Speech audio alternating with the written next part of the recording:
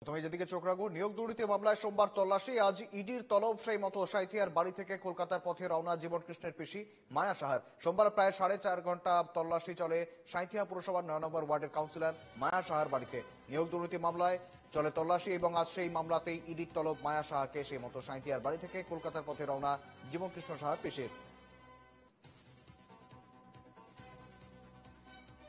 আমরা ঠিক দেখেছিলাম সোমবারের ছবি। সাঁইথিয়ার 9 নম্বর ওয়ার্ডের কাউন্সিলর, তৃণমূল কাউন্সিলর মায়া সাহা সম্পর্কে যিনি জীবন কৃষ্ণ সাহার ইডির হাতে গ্রেপ্তার হওয়া জীবন কৃষ্ণ সাহার পিসি হন, তার বাড়িতে তল্লাশি চালিয়েছিল ইডি নিয়োগ দুর্নীতি মামলা সংক্রান্ত বিষয়ে।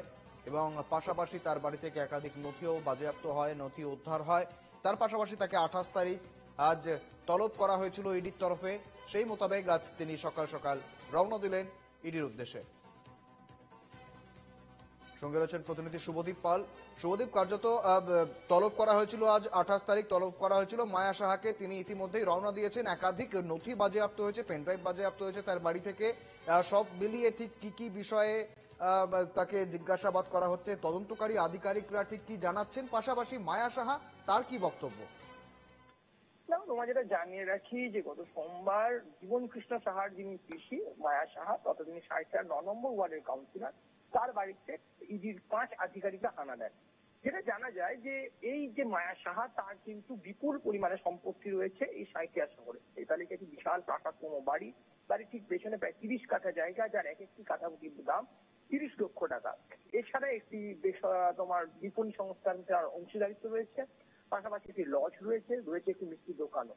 এই এত বিপুল পরিমাণে যে সম্পত্তি, সেটি কোথা থেকে এলো, তার টাকার পেছনে মূলধন কোথা থেকে এসছে, এই নানান দিক খোঁজেই কিন্তু ইডি স্ক্যানারে পড়ে যান এই মায়া সাহা।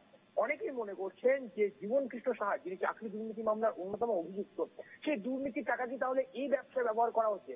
সেই সূত্র ধরেই কিন্তু ইডির আধিকারিকরা গত সোমবার তার বাড়িতে হানা দেয় এবং তাকে জিজ্ঞাসাবাদ করে। পাশাপাশি আজকে যে সমস্ত ব্যবসায়ী নথি, আর্থিক লেনদেনের নথি, বাড়ি সম্পত্তির যে সমস্ত কাগজ, সব নিয়ে কিন্তু আজকে ইডি দপ্তরে হাজিরা দেওয়ার নির্দেশ দিয়েছেন। অর্থাৎ যেটা দেখা যাচ্ছে যে এই যে বিপুল পরিমাণে যে সম্পত্তি, সেই সম্পত্তির সাথে কোথাও না কোথাও কি জীবন কৃষ্ণ সংযোগ রয়েছে কিনা, সেটা খতিয়ে দেখতেই কিন্তু ইডির অফিসারদের এই তোমার হানা বলে এবং তাকে আগে ডেকে পাঠানো বলে মনে করছেন অনেকে। বেশ,